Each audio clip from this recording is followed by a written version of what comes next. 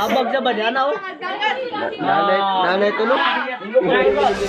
May something fishy na nangyari kamakailan sa Barangay Dumoy, Davao City. Abag sa banana oh. Dahilan para dumagsa ang mga kapitbahay sa bahay ni na Lola Gloria.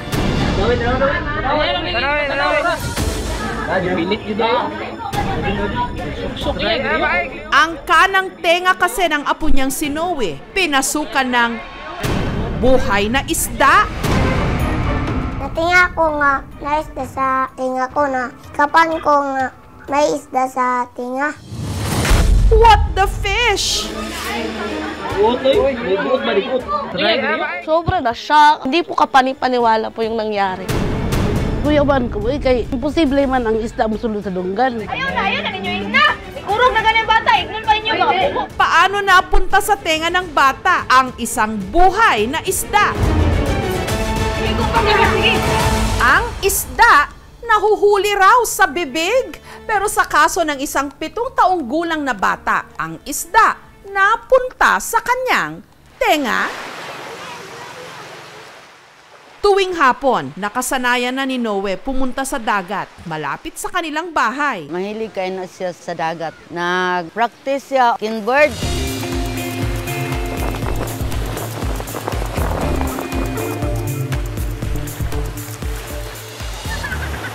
Pero hapon itong September 30, Lumaki ang dagat, nagambak-ambak na ang nambak tong kaibigan ko, dyan natumalo ng mga isda.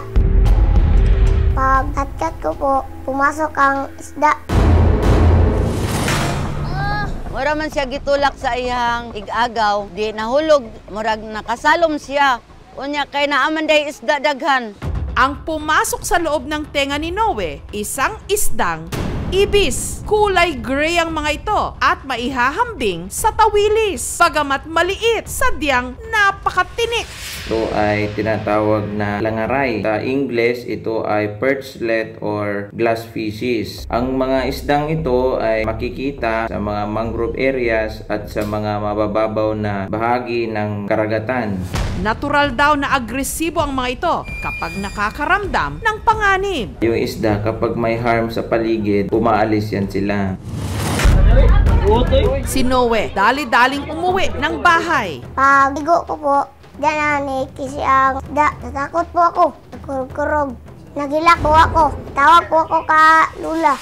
May isda sa tinga ko. Sakit ang dunggan.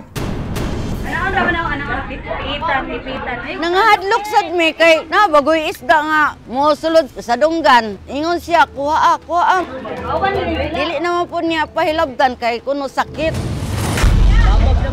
Dito na nagdatingan ang mga kapitbahay. Nahadlo ko kay tagad og tao. Matanaw sila sa kuha.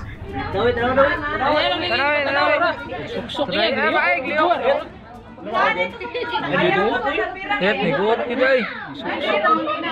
Ang mga tao siyempre nahadlok sad sila kay naamay ingon, namatay na, namatay. Ayaw na ninyo na. Ikurog na ganyan bata, ignon pa ninyo mga buko. Pura man mo mga bata. Hindi raw ito ang unang beses na may nangyaring ganito sa kanilang lugar dahil maging ang mangingisdang si Rufo, napasukan na rin daw ng buhay na isda sa kanyang tenga. Naigo sila sa siga sa akong spot, gidasmagan ko nila. Pagtingin ng kanyang kasamahan, kumikislot-kislot na rin sa kanyang tenga ang isda. Niduol mi sa among financer, base kung naa siya'y pangkuha sa ibis. Swerte kayo ko kay naapo day siya'y puller. Sakit, surrender man ko. Hantod nga, tunok na ko sa kanang iyahang tunok sa silik. Motong ako na lang siyang giingnan nga ipita na lang yun, hantod mo pusa para dili kayo sakit sa akong dalunggan kay ang mga tunok nisangit na sa bangag. Hantod nga nakuha niya, nawala ang kasakit. Paano naman kaya matatanggal ang isdang pilit nagsusumiksik sa tenga ni Noe? Murag dili na siya halos makaginawa tungod sa nervyos. Nanay tulog. Matapos ang isang oras, dumating ang tatay ni Noe. Ningon lagi siya nga ato tay patanaw og doktor ni ma. Ningon lang ko nga dili lang dong kay wa ra gitay kwarta dong. Kaya gamit ang forceps mula sa kamag-anak nilang nagtatanggal ng tinik ng bangus, unti-unti nilang tinanggal ang isda sa tenga ni Noe. Tama ras, may ganin, naipitan o gamay ang ikog sa isda. Wala nakabuhi. Pag lihok ni Noe, na ano na lang ang isda, nabira. Pagkatapos ng higit 1 oras, nabunot na rin ang patay ng isda. Kitanaw dayo na mo ang iyang dunggan kung wala ba'y gas-gas. Purti niyang hilaka kay nakakita man siya sa isda nga. Nakuha na. Pagkatanggal, katol gyapon nga gitambalag na walang katol pagkaugmaan kay sakit ka. Sakit nga pagkatulog nako. Nangingon ako sa mga bata. Dapat maliligo. Meron sa mga magulang.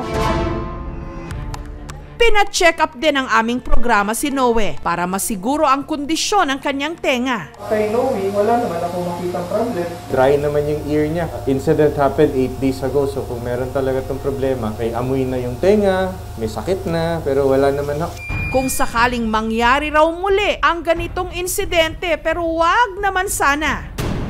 I advise you go to the hospital. Seek consult talaga ng specialista. I don't advise putting anything in your ear or trying to remove the foreign body kasi very delicate yung structure sa loob, baka masugat. Kung halimbawang napabayaan yun, pwedeng masisira yung tenga ng bata. Any foreign body na pumasok sa loob ng tenga, it can cause damage. Nanay, tulog.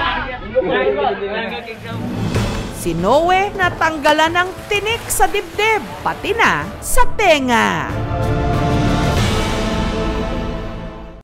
Thank you for watching, mga kapuso. Kung nagustuhan niyo po ang videong ito, subscribe na sa GMA Public Affairs YouTube channel. And don't forget to hit the bell button for our latest updates.